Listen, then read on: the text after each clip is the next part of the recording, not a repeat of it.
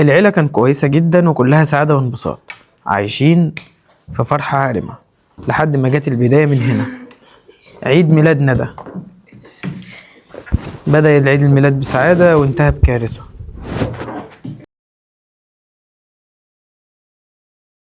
شوفي لنا يا بنتي سلامة فين؟ عايز افرجك على الهدية. هو انت بس يا بابا اللي عايز تفرجني على الهدية؟ الله، هرن على سلامة واشوفه فين. ايه يا حبيبتي، ان شاء الله العيد الميلاد بتاعك اللي جاي هنعمله ايه؟ ايه هو انت مش ناوي يا احمد تعملي عيد ميلادي ولا ايه؟ انت يا بنتي لسه عيد ميلادك بعد اسبوع. فهي يعني ما تعملهولي كل يوم؟ ماشي. عندها حق. طبعا. ان شاء الله مش هنعمله هنا طبعا. طبعا في نادي، واو انا عايزه اعمله فيه. ايوه عمال كده. يكنسل، شكله قرب يجي. يبقى على الباب. طيب انا كمان جايبه هديه وعايزه اوريها لك، بس لما سلامه يجي. ان شاء الله يا ماما. بس الهديه هتعجبك قوي عشان مقامك. يا بنتي شكرا. يا نورة بقى. يبقى جايبه لك عربية. يمكن طالما هي لما تعرف تسوق الاول تبقى تركب تروسيكل مش عربيه. ده التروسيكل ده تركب انت. ناجي ايوه لا بقول لك استبح. ايه؟ هو في يا جماعة احنا خلاص يا بابا، خلاص يا بابا. بس تقول التروسيكل بتاعت التوك توك انت. خلاص يا بابا. فيها ايه يعني؟ لا يا حبيبي مش انا بتاعت التوك توك، التوك توك له ناس تانية. فعلا ليه ناس تانية قاعدة جنبك بالظبط. الله يسوقك يا سلامة. اهو يا حبيبتي ما انت جنبي. وبعدين ما نهدى شوية يا جماعة، بس سكت يا نستنى عم السلامة الراجل. لما يجي ونعدي اليوم على خير. ولا عايزين نخش نلاقي في نكد؟ نكد؟ ان شاء الله ما يجيب نكد ابدا. خلاص يا انت حاج. اللي بتلوكله. خلاص خلاص يا بابا. ولا تقلبيها. خلاص يا بابا. اوعى يا احمد. اهدى يا بابا خلاص. السلام عليكم. عليكم السلام يا حبيب امك. ايه يا جماعة صوتكم عالي ليه؟ بنهزر ونضحك يا سلامة، ما هو كلنا مبسوطين. يا ريت بس الهزار ده ما يزيدش عن حده. لا ان شاء الله يا حبيبي ما تقلقش. انا بقى ما كنتش اصلا لاقي محلات فاتحة. ما طول ما امك كده ما بتعداش كده. اي حاجة طول ما ابوك موجود اللوكلوك ما بيخلصش كده. ايوه اقعدي او جري ببقك لجاد مره اديك قلم الفطول. انت بعملها كده يا ناجي. والله هعملها. خلاص يا بابا عشان خاطري. في يا حاج بس مالك فيك طب هو ايه؟ هو انا هقعد كده اعمل كل حاجة بنفسي؟ مش هتجيبوا الاطباق؟ صاحبة العيد ميلاد تعمل، لو احنا كمان هنعمل لها. يلا. ما كلنا بنساعد بعض يا مرات اخويا ولا ايه؟ هي دي ليا انا يا حبيبي. اكيد طبعا ليكي، امال يعني اجيبها ليهم؟ لايقة عليكي قوي. خلاص يا جماعة في تاكليها لوحدك دي؟ اما نشوف انت هيتعمل لك ايه. هبقى اعمله ولا كوز. يا لهوي يا لهوي. كوز؟ لا هجيبولي خرطوم. طب بقول لكم ايه يا جماعة، هو مش هنجيب الاطباق طب ايه استنى قبل الاطباق. ايه ده؟ حبيبي يا بابا ربنا يخليك ليا. ما تحرمش الله منك على يا بابا. الجمدان يا حاج يا جامد. انا ليا غيرها. ابصرتي شفتي بقى يا ندى؟ شفتي بابا بيعزك قد ايه؟ ربنا يخليك يا بابا. بص الغراب. حلو كده. ما تقولوا لي الله كده يا سلامة. ما تقولوا لي يا سلامة في ايه؟ ده عيال 24 ده يا حاج صح؟ ماليش 28. لا مش على مقاسك، مش على مقاسك خالص يا مرات. عايز على فكرة ممكن اضايقه في حد يعمل وبحسيه. كده؟ طب انا يعني- جايب هديه للبنت مرتبني الجميل. حلوه على ايدك قوي قوي قوي يا حبيبتي. ايه اللي حلو؟ هاتي يا حبيبتي. في ايه يا بنتي بقيسه؟ سلامة. هو ايه اللي انا كنت حلو؟ متضايق. مستعجله على ايه يا حبيبتي؟ مش تشوف هديتي انا كمان؟ هتجيبي هاتي. واحد احسن منه؟ هيبقى يجيب لك ان شاء الله. طبعا يشبه له، ده ورد مش اي حاجه. حلوة قوي ده يا ورد ماما. بلاستيك شبهك. خلاص يا شكرا يا بابا. ماما على مش خلاص يا سلامة. ده ابنك كده لا يا علينا من حبيبتي اول ليكي. اليوم.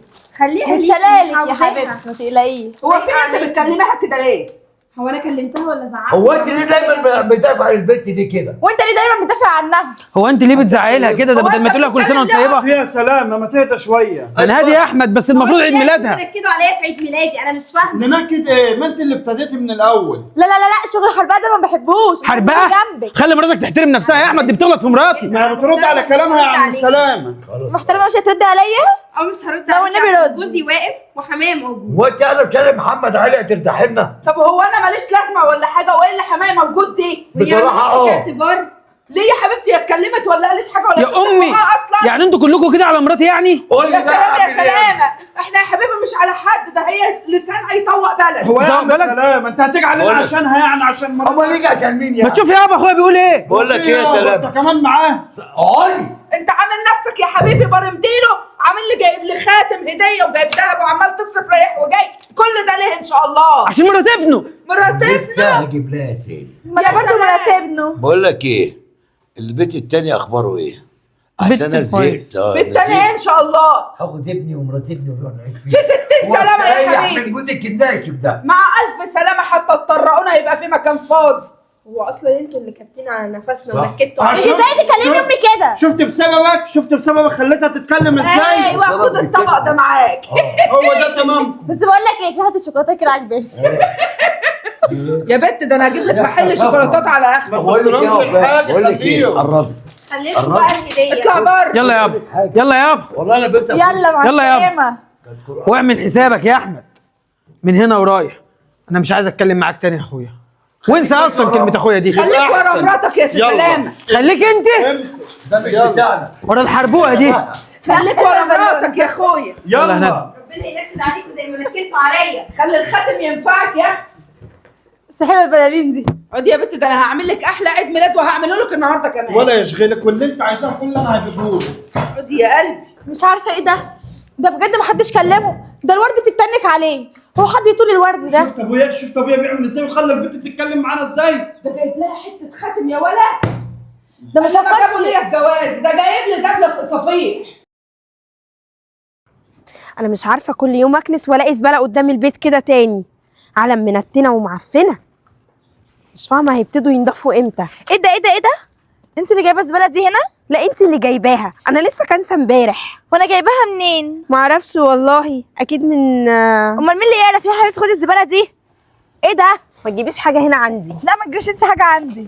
انا بقول لك ايه، بطلوا قرف بقى شويه وانضفوا. لا بقول لك انت بقى اللي انضفي، انت كل شويه ترمي الزباله عندي وتقولي لي انضفي. هو ايه ده؟ انت اللي جايباها هنا، بقول لك انا لسه كانسه امبارح. شفتيني وانا جايباها؟ ايوه شفتك. شفتيني فين؟ معرفش، اسالي نفسك. بقول ما لك لسه تناديش ليه كانسه لما شفتيني امبارح. وانا بجيب الزباله يا حبيبتي. انا لسه كانسه امبارح، انت ما بتفهميش. لا انت اللي بتفهميش، انتوا ولا انت أصلاً ما الادب وقت بتلبسوش الذوق. خالص عندكم، انت اللي قلت الادب. انت اللي قلت الادب وقت الذوق. انا مش هرد عليكي الا لما راجل يجي. طيب يلا بقى خدي الزباله دي كده، ويلا حبيبتي كده بالمقش كده يا حبيبتي، شوفي انت رايحه فين. يلا بلاش يلا قرف. غوري يلا. انت بتقولي لي غوري؟ طب اهو يا علم يا زباله. انا كده اتاخرت على الشغل. شفت يا سلام اللي حصل؟ ايه اللي حصل يا ندى مالك؟ الاستاذه نوره، انا كانسه ومنضفه قدام البيت امبارح، جايه بطلع عشان الم الزباله اللي في الحوش واطلعها بره والمها كلها على بعض، لقيت شويه زباله. طلعت يا اخويا هزقتني ومدت ايدها عليا وانا ما رضيتش اكلمها ولا اقول لها اي حاجه. وبعدين بقى يعني اخويا احمد مش قادر يلم مراته وكمان عماله ترمي الزباله عندنا. وفي الاخر امك من جوه تشتمني هي كمان. امي كمان علت صوتها عليكي؟ ايوه، وانا ما رضيتش ارد عليهم الاثنين، قلت لهم هجيب لكم راجل يرد عليكم.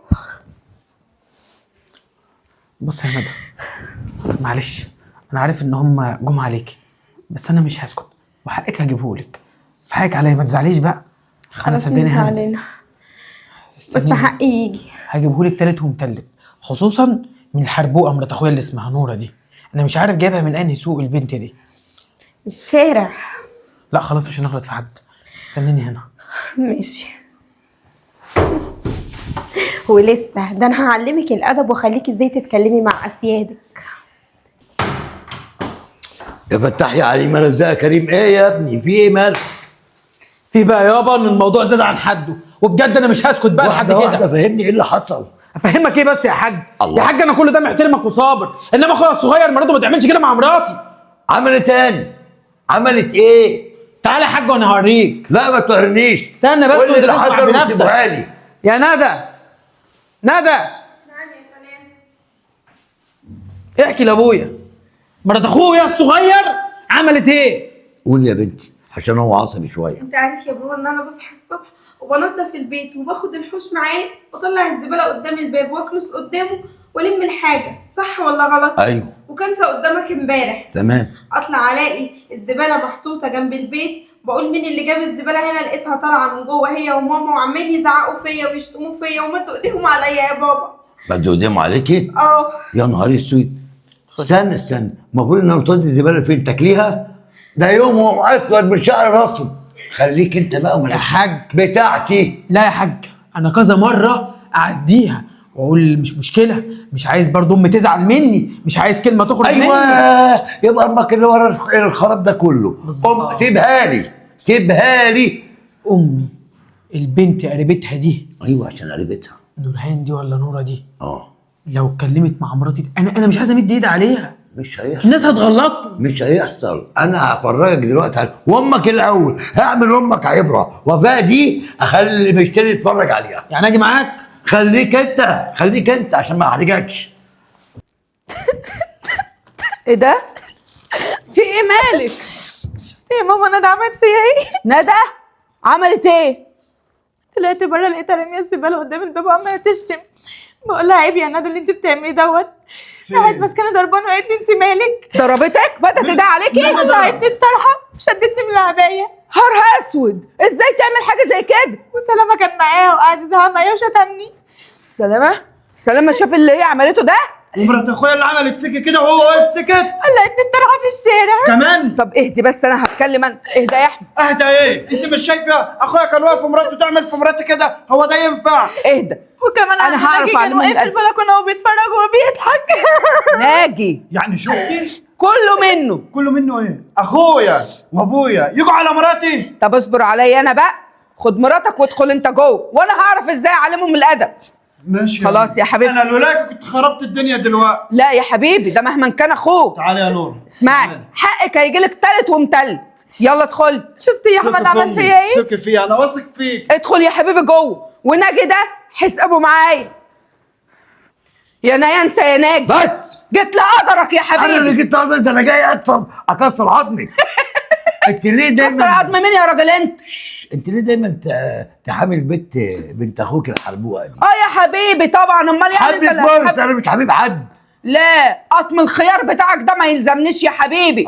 بنت اخوك دي تشيلها على راسك وتسقفها ما تلزمنيش. انما انا بنت اخويا دي يا حبيبي تتهنى وتتغنى. دي تمد ايديها عليها ليه؟ مين اللي مد ايديه على التاني؟ ندى بتاعتك دي انا هلوطها لك في الارض. كدابه.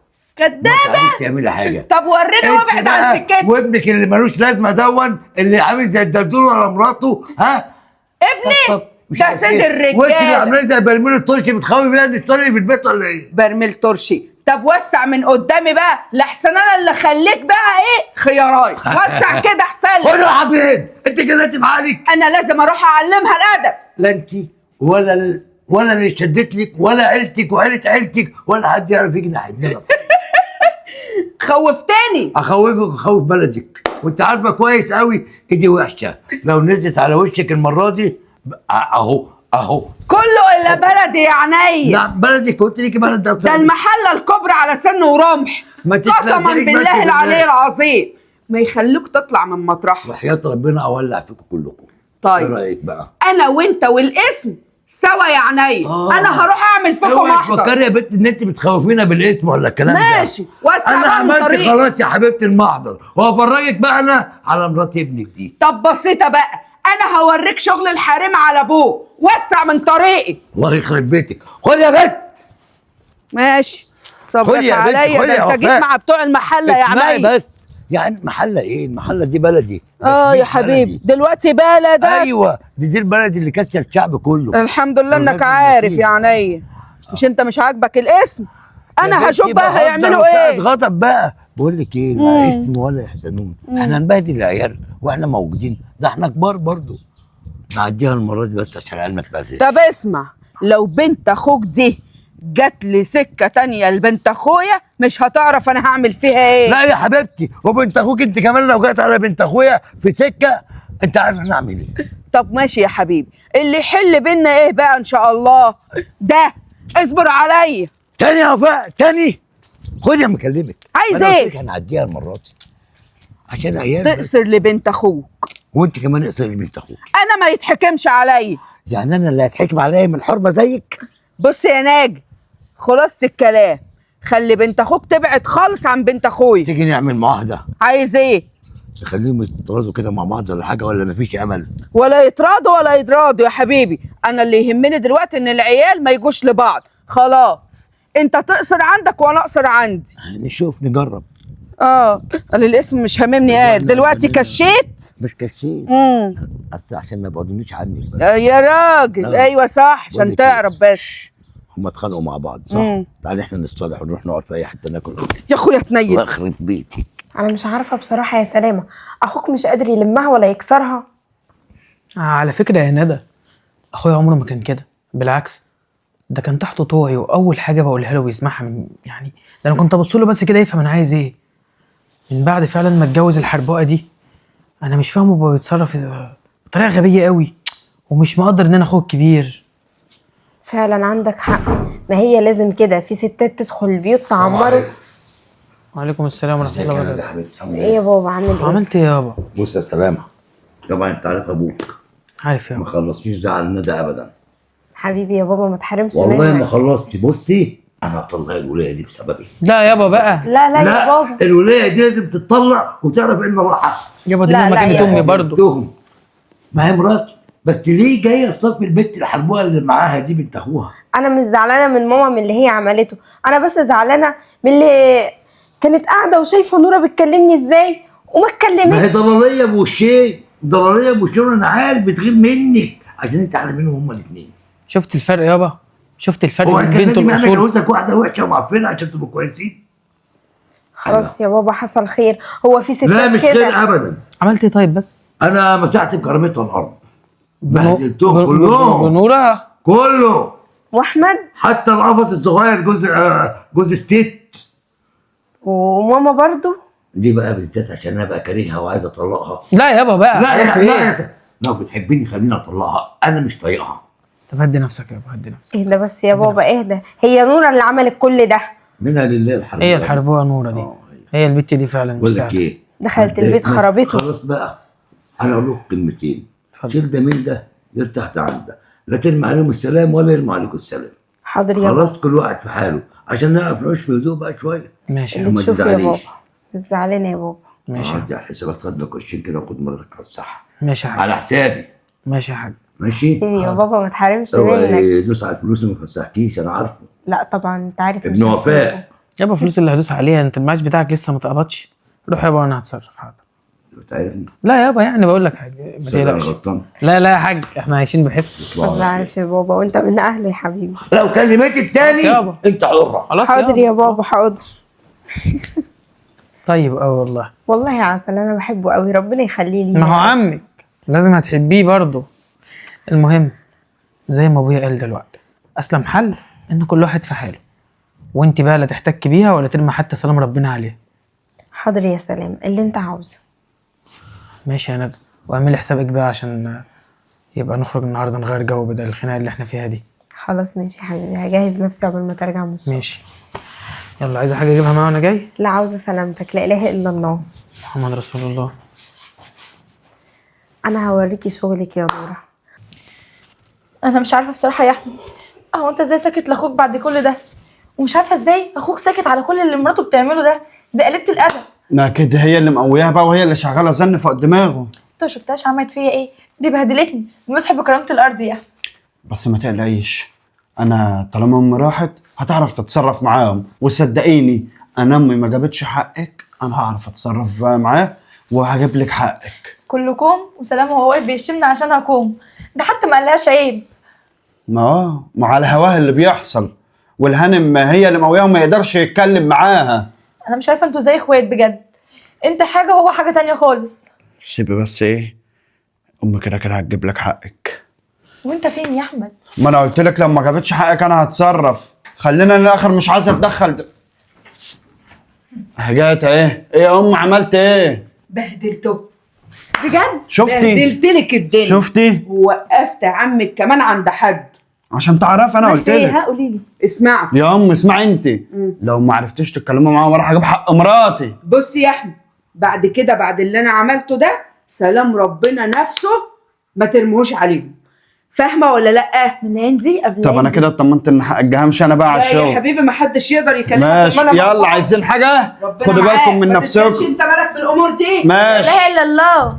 محمد رسول الله. اقعدي يا حبيبتي اقعدي. محدش يقدر يكلمك طول ما انا موجوده. انا امال واثقه ايه؟ فيكي طبعا. ترفع عينيها فيكي؟ ده انا خزقهم لها الاتنين. ربنا يخليكي ليا وما تحرمش منك ابدا. إيه كنت انت؟ واثقه ان انت هتجيبي لي حقي. ما تقلقيش، ولا حماكي ده وقفتهولك عند حد عشان خاطر يبقى يتفرج ويضحك قوي. وقف يا اختي بيضحك في الشباك ولا كأن ايه في ازعرينا تحت. مش شايفه هو بيبهدلني بدل ما يقول لها عيب. لا عيب، هو بيشوف غلطها ولا بيتكلم؟ ده هو على طول شايفها ملاك طاير بجناحين. وفي حد ملك في الايام دي؟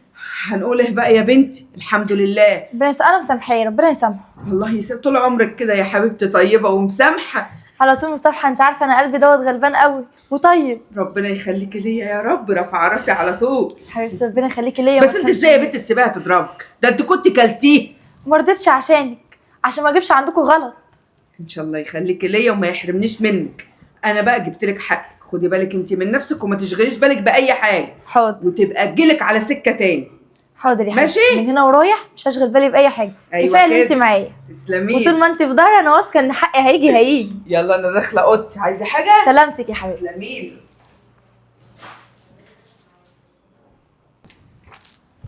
ايه ده سلامة بقى كده يا اخويا كبير عاقل. تشوف مراتك بتشتم مراته وتزعق لها بدل ما تقول لها لا كده غلط، ده مرات اخويا وحبوا بعض، تقوم انت كمان مكمل معاها وتقف في صف مراتك يا سلامة. مش عارف الزفت بتاع العربيه ده اخر ليه. ما هو انت غلطان مش عارف تقول ايه. انا اللي غلطان؟ ايوه انت اللي غلطان يا سلامة، عشان كده مش عارف ترد ولا قادر تبص في وشي. انت مش مكسوف على نفسك وانت مصدق كده الكلام اللي بتقوله؟ انا هقف مع مراتي واعمل كده في مراتك؟ يا عم انت دلدول وبتسمع كلام مراتك وكمان بتصدقها. المصيبه كمان انك انت ماشي ورا كلامها. يا احمد انت كنت صغير وكنت انا اللي مربيك، كنت اقول لك على اي حاجه تسمع كلامي. شوف من بعد ما اتجوزت وبقيت عامل ازاي. بس انا مراتي ما بتكدبش. لا انت بقى اللي على مراتك فكرة. كدابه بقى. ما هو ده الاحترام. والاحترام تقول على إن مرات أنت اخوك تشتم الكبير مراتك كدابه. طب ما مراتي يعني كرامتها من كرامتي وانت كمان تغلط فيها؟ يا اخي ده انت ما شفتش بجنيه تربيه. طب ما انت كنت تصدق واقف مع مراتك وغلطت في مراتي، يبقى مين اللي بدأ الغلط يا عم سلامة؟ كان مراتك لما بدات تتنمر ومش عارف ايه والجو ده. انا مراتي ما تعملش كده. مراتك تعمل كده عشان امك وفي حالها وغلبانه. حالها؟ ايوه دي تعبانه مش انتوا اللي غلبانه. مفترية انت ومراتك. مفترين على العموم يا سلامة اسمعني، اسمع من انت النهارده بقى لا انت خلاص. اخويا ولا انا اخوك، وانت في حالك وانا في حالي. السلام بتاع ربنا مش عايزه منك. عارف عافتني من الحرج وحشت عني الذنب. احسن برضه يا راجل. يا راجل عيل متري.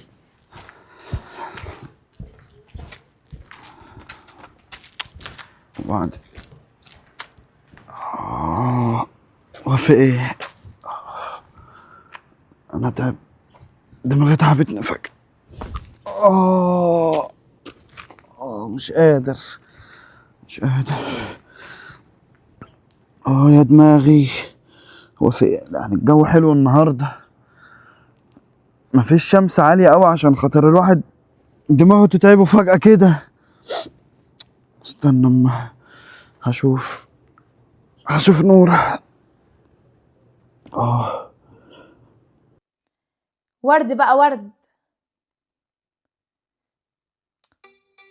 لا يا احمد مش وقتك. ردي بقى يا نور. وبعدين اقوم احاول انقل كده. لا انا لو قمت هقع من طولي، مفيش غيره. السلام. الو السلام، الحقني بسرعة انا تعبان يا اخويا. ماشي. لا انا قاعد في الشارع اللي في ظهر المكتب اللي انا شغال فيه. ماشي بسرعة. سلام.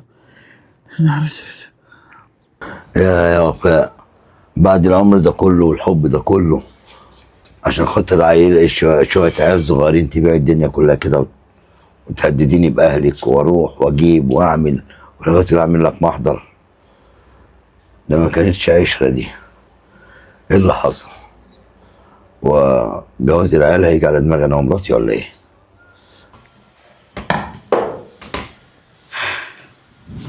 يا نجي، بقى شوية خلافات بينا وبين العيال يخلونا نقف كل ده قصاد بعض، ويخلونا نتخانق مع بعض بالشكل ده، وننسى أي عشرة وأي حاجة حلوة بينا. ده احنا 10 سنين عمرنا كله راح مع بعض يا ناجي، عشنا مع بعض أكتر ما عشنا في بيوت أهالينا، وولادنا كبروا واتجوزوا، ودلوقتي كل واحد فينا عايز يروح يشتكي التاني.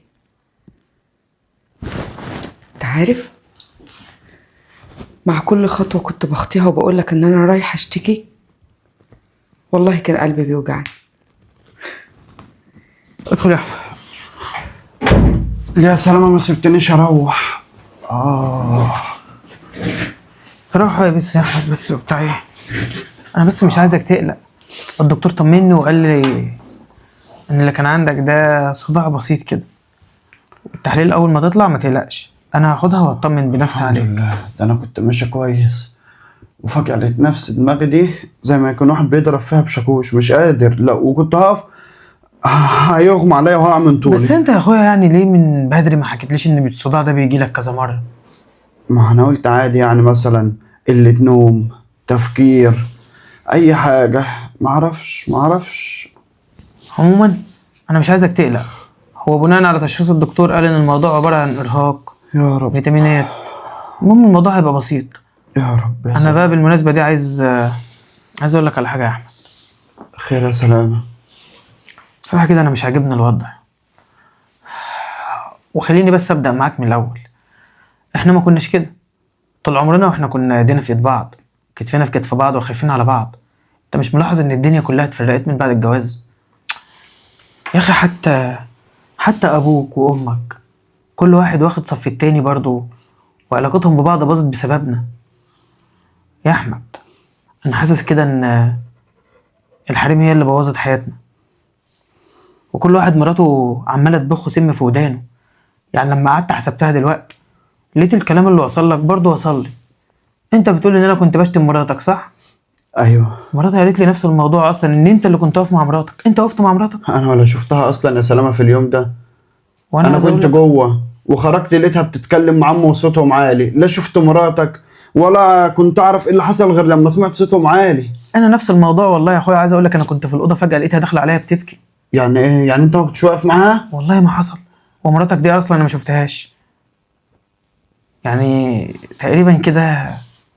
هما بيوقعونا ببعض. دورنا بقى ان احنا نحل الموضوع ده. فانا ليه عندك طلب يا اخويا. قول يا سلام. الخراب مش حلو، والحريم كل دماغها شبه بعضها، فلو اكيد. طلقناهم مش حل، بس لو حلينا المشكله بالود هيبقى احسن. اول حاجه لازم نعملها طبعا علاقه ابوك وامك، ما ينفعش تصبر بالشكل ده ابدا. انا سيب ابوك عليا بيسمع مني، وانت اول ما تروح اقعد مع امك واتكلم معاها كلمتين كده وهديها. هجيبها هي ومراتي الاتنين على وش بعض واتكلم يا سلامة فعلا. لا خلي امك بعيد عن مراتك. احنا لازم نحل الدنيا. وانا النهارده هاجي البيت يا احمد وهوضع لها حل. اتفقنا يا اخويا؟ وانا هستناك. المهم انت قادر تمشي والدنيا تمام؟ ايوه خلي الواد هنأكد. يوصلك بالعربيه بره. ملناش غير بعض يعني. يا امي. ايه يا حبيبي، انت كويس ولا ايه؟ مالك؟ في ايه؟ لا يا امي كنت تعبان. مالك يا ابني؟ تعبت في في, إيه يا الشارع وانا ماشي على الشغل. طب قوم بسرعه اوديك للدكتور. رحت. رحت وكل ده وانا معرفش يا احمد؟ ما انا رنيت على نورة ما ردتش عليا ايه؟ زي ما سمعتي، بس لما لقيت نفسي بقى مش قادر، وان انا لو كنت وقفت كان هيغمى عليا اصلا واقع من طولي، رحت رن على سلام اخويا، هو اللي لحقني وجا عند الدكتور. اخوك؟ ايوه هو دفع كمان مصاريف، وغير التحاليل اللي قال لي هستلمها واعرف ان مبينه ايه ولا فيها ايه واعرفك. بقول لك ايه يا امي، ايه يا حبيبي؟ مش كفايه كده بقى؟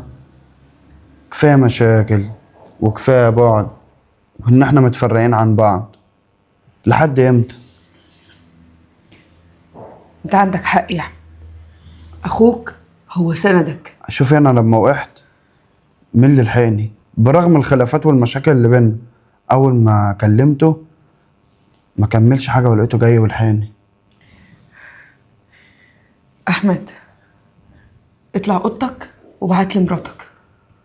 طب يا أم عشان خاطري، إحنا عايزين نرجع تاني نتجمع ونتلم. تفتكري زمان لما كنا بنتجمع كده وناكل مع بعض ونشارك بعض في كل حاجة؟ انا فاكره كل حاجه، مش ناسياها يا ابني، وصدقني كل حاجه هترجع احسن من الاول، وانت واخوك مش هتفترقوا عن بعض تاني، ولا حتى انا وابوك. يا ريت العلاقة بينكم تتحسن وتتصلح. المفروض اصلا الغلطان في الحته دي هو انا وابوك، لان احنا الكبار، احنا اللي المفروض ما ننساقش ورا الشيطان ولا حتى نسمع كلام البنات. حارمكم ربنا يهديهم، لو ما اتظبطوش كل واحده هترجع بيت اهلها. إحنا المهم مش ان عايزين- انتوا ما تفترقوش. احنا مش عايزين نحل حاجة ونبوظ حاجة، احنا أهم عايزين حاجة عندي إن انتوا ما نراضي تفترقوش. كل الأطراف يا أمي. خلاص سيبها لله يا حبيبي. خلاص هبعتلك نورة، وانت برضو اقعدي معاها فهميها وعقليها حاضر عشان نحل الموضوع ده. حاضر، المهم ارتاح انت، ماشي؟ خد ماشي بالك يا من عم. نفسك. طب جبت علاج؟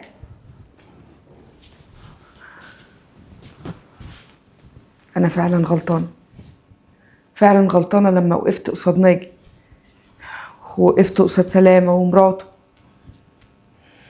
كل ده لازم يتصلح ويتعدل من تاني، كل حاجه لازم ترجع لاصلها.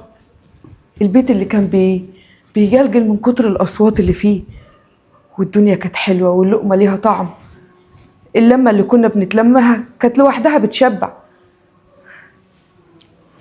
يا نوره، نوره، ايوه يا ماما جايه. عايزاكي تعالي. ايوه يا حبيبتي.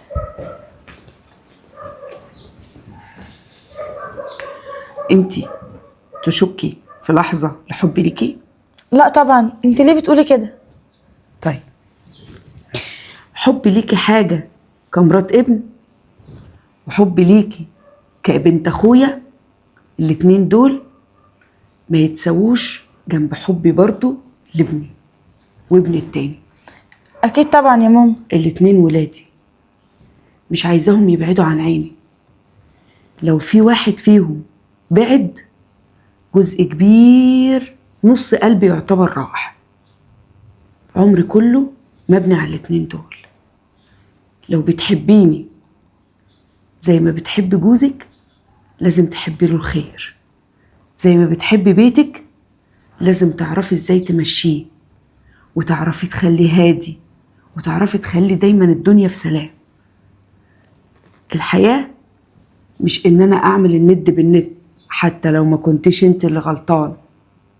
عارفة لو جيتي على نفسك شوية هينكتب لك ثواب عند ربنا، وفي الاخر الكفة هتتقلب على الغلطان. بينك وبين سلفتك لازم يكون في عمار، عشان ما يتحطش فيها الاخوات. الاتنين الاخوات لما بيقفوا قصاد بعض محدش هيطلع خسران غيرك انتي وسلفتك، لان في النهاية المقص مصيره يتقفل. فاهمة؟ الاخوات مصيرهم لبعض، وفي النهاية هيقولوا ايه؟ مراتك غلطانة ومراتك غلطانة، مع السلامة على بيت ابوكي. يبقى بيت مين اللي اتخرب؟ بيت انا. صح؟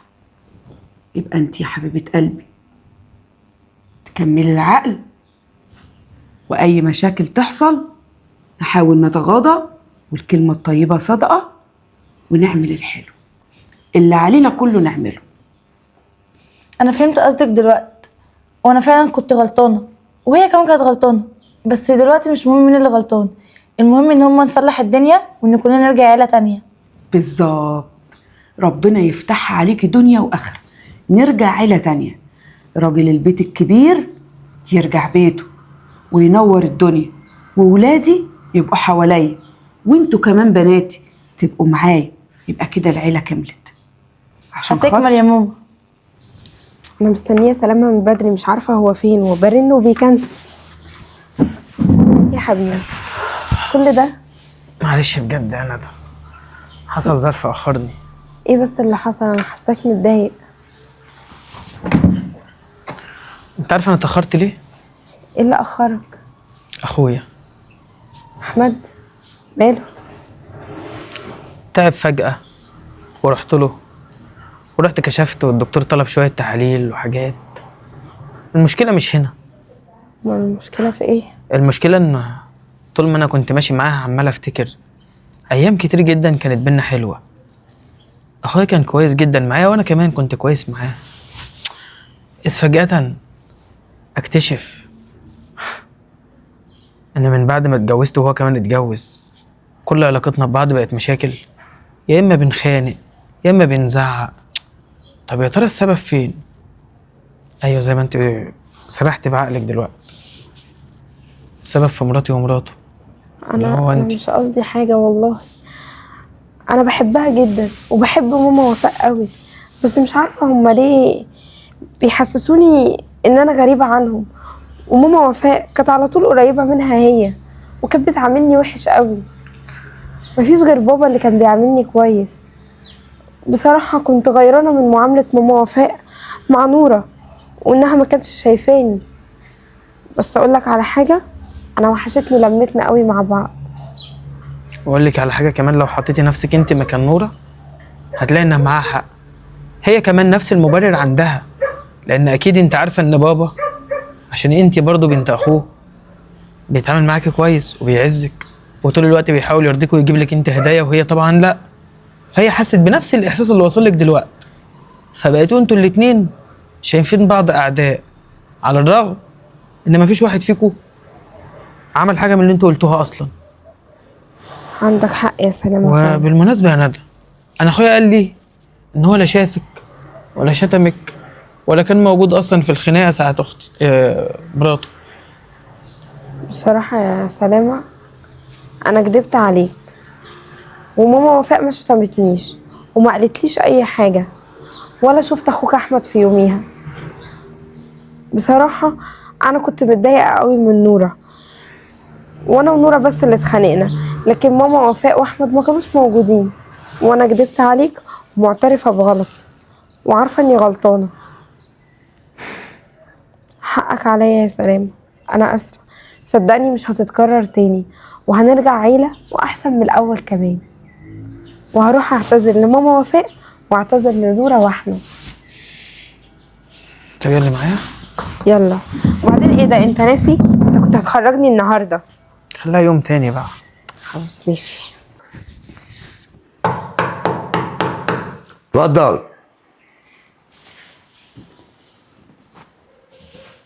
وفاء، ايه جايين تكملوا خناق؟ ربنا ما يجيبش خناق يا غالي. غالي؟ اه طبعا غالي. شكلك كده عامله لي كمين. بس يا بنت المعوج جنبه كده في مصيبه. ربنا ما يجيبش مصايب يا اخوي. في ثواني ايه؟ يا ماما، انا عايزه اقول لك حاجه يا بابا. اتفضلي. انا اسفه على كل حاجه حصلت وكل حاجه انا عملتها. انا ما كانش قصدي ان انا اخرب الدنيا ولا اوقع بينكم، بس انت كنت دايما بتحب ندى اكتر مني، وده اللي كان بيخليني غير شويه واقعد افكر انت بتحبني ولا لا، وده اللي كان بيخلينا انا وندى في مشاكل بينا كتير.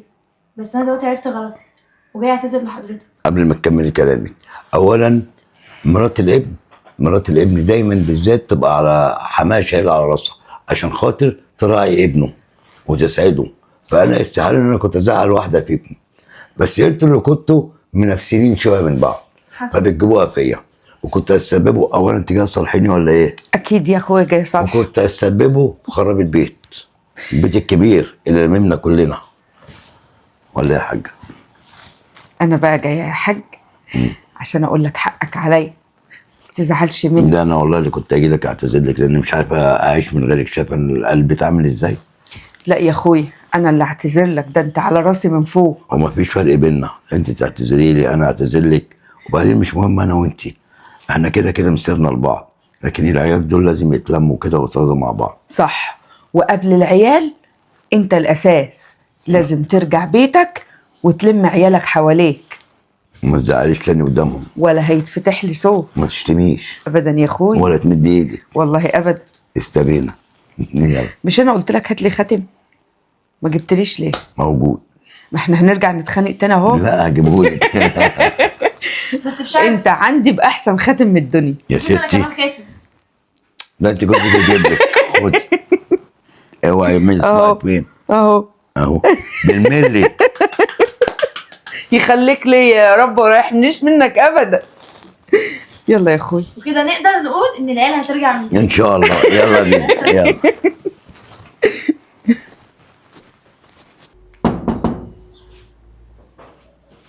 ايوه.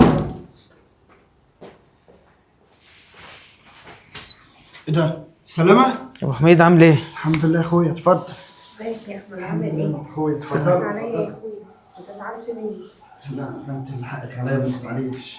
لا ما اقدرش، ده انت اخويا.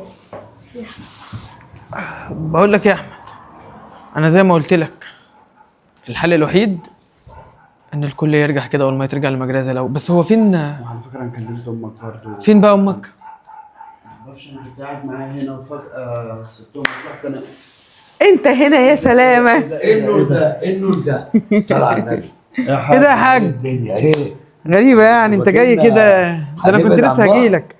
ازيك؟ عامله ايه؟ ما تزعلش ازيك مني يا حاجة، حبيبتي، لو تعالي. حصل مني اي حاجة. حقك عليا، ما تزعليش مني يا ماما. تعالي يا نورة. هو في واحدة بتزعل من بنتها؟ حبيبتي يا ماما، يلا. هنمشي منك. انتوا الاتنين ما تفترقوش عن بعض ابدا. انتوا اخوات. حقك عليا يا ندى على اي حاجه حصلت، وانا اوعدك من النهارده مفيش اي نفسنا ومفيش اي مشاكل بينا تاني. وانا كمان اوعدك بكده، حقكم عليا، ما تزعلوش مني. خلاص بقى يا جماعة ننسى انتوا المشاكل. كده سلايب. بس انا عايز اقول لكم حاجه. اتفضل. قول لي حاجة. لو واحد فيكم حصل له اي حاجه، اول حاجه بقول ايه؟ اخويا. ايوه. هم كده سلايب. لابد من التنشنة اللي والملح بتحصل. والكلام اللي بيحصل ده. آه. وفي الاخر برضه هم اخوات. واحنا ان شاء الله ربنا ما يجيب زعل تاني، ونعيش مبسوطين وكويسين، ونبعد بقى عن المشاكل. بس ولا هي شرط بقى. ايه؟ كل واحد يتوكل على الله على شقته. البيت ده بتاعنا امك بس. تيجوا تشرفونا كل اسبوع كل اسبوعين مره وخلاص. كل واحد هيبقى له بيت لوحده. ايوه. واحنا عملنا كده خلاص. بصراحة كده ده اللي انا كنت عايز اقوله. برضو كويس. صراحة يابا، في الاول او في الاخر تعالي يا ندى هنا. محدش خد مراتك يا احمد. صراحه بنت تعالي هنا. انا جنبك يا اخويا. احنا عيلة وكويسين وكلنا بنحب بعض، محدش فينا ينكر ده. بس للأسف أقل موقف بيفرقنا، والحقد والغيرة والسوشيال ميديا اللي خلت كل البنات دلوقتي بتدخل وتشوف صورة بس كده تخليها كلها حقد وغيرة من جواها، خلينا أقل حاجة بتعصبنا من بعض. ده حقيقي. ما بنستحملش لبعض كلمة. حصل. علشان كده فعلا يابا اللي انت قلته معاك حق فيه. طب السوشيال ميديا بتاعتكم، طب وانت بتتفرج عليه بقى؟ انا كرتون يا اخويا. بتقلديهم؟ كرتون. خلاص يا جماعه، احنا نتغدى هنا كلهم مع بعض، وكل واحد يتكل على الله على شقته. هلا قولوا لي بقى، انتم مبلطين في الخط ليه كده؟ عايزين نشوف بيبي كده.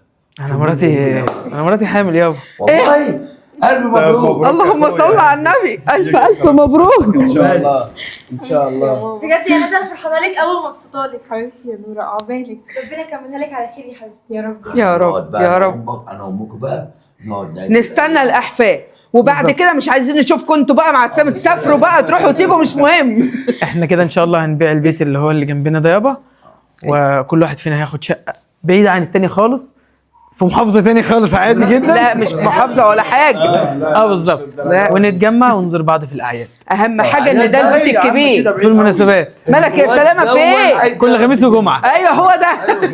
خميس بس. تمام. كل جمعة. واحد يبات في بيته. محدش هيبات هنا. الله. الأوضة بتاعتي لسه. هبقى ابعتها. ماشي. طب ايه، مش هتعملوا لهم بقى عشان ناكل؟ لا انا بقول تروحوا بقى، لا انا عازمهم النهارده. شكلنا بقى وحش. يروحوا يشوفوا بيتهم الجديد. لا نتغدى الاول بعد كده. نتغدى ان شاء الله. ناجي. مستعجله ليه كده؟ ناجي. هنروح احنا نبكي. طيب دلوقتي بقى ندى ومراتك يدخلوا المطبخ يعملوا لنا كده لقمة كويسة. يبقى تمام. عينيا. ربنا يهديكم ويصلح حالكم. مش عايزة كركبة تغسلوا المواعين. اسمع لي انت هو تحت اي ظرف من الظروف ما تفترقش انت واخواتك. مش كل محطه نقف عندها. طيب. لازم نفوت كده ونكبر دماغنا. حاضر يا حاج. على اساس هو امك كانوا تمام خلاص قوي. ما صلى هو على انتوا العسل. السبب. احنا السبب. صدقني خليهم يروحوا طب بجد ايه، تعالى. بقى. ده تشمت فينا ولا ما انا بقول لك خليهم يروحوا بقى بيتهم بقى. اتفضل يا حاج. لا انا بس بس البيت كان مظلم من غيرها بصراحه ربنا.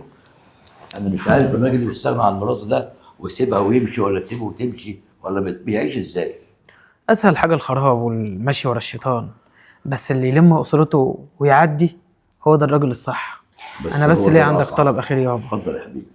امي قالت لي ان انت غلطت في محافظتها ولسانك طوعك قلت المحله ومش يا المحله، عم مش ما عيب؟ خرجتني عن شعوري والله.